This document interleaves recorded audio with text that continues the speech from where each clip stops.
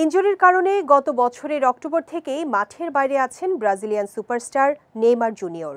আর এ কারণে মৌসুমের বেশিরভাগ ম্যাচেই দর্শক হয়ে কাটাতে হয়েছে তাকে।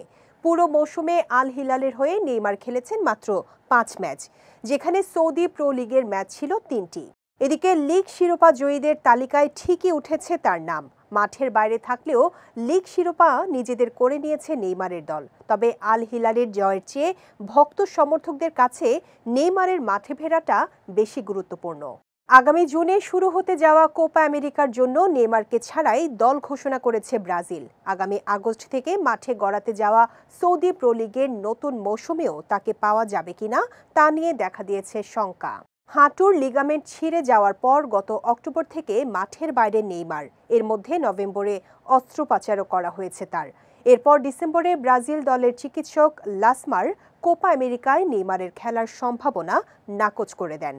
সম্প্রতি নেইমারের মাঠে ফেরা নিয়ে আল হিলাল কোচ হোর্হে জেসুস জানান, নেইমারের পুরোপুরি সেরে উঠতে অন্তত 10 থেকে 11 মাস সময় লাগবে। তাই গাণিতিকভাবে হিসাব করলে প্রাক মৌসুমের প্রস্তুতি থেকে পাওয়া যাবে না নেইমারকে। তবে গত ফেব্রুয়ারিতে আল হিলালে যোগ দিয়ে ফিটনেস ফিরে পেতে কাজ চালিয়ে যাচ্ছে নেইমার। ওয়ালটন ফ্রিজ কিনে অনেকের মতো আপনিও হয়ে যেতে পারেন মিলেনিয়াল। সেরা পণ্যের সেরা অফার। শেষ পর্যন্ত কবে তিনি মাঠে ফিরতে পারেন সেটি এখন দেখার পালা।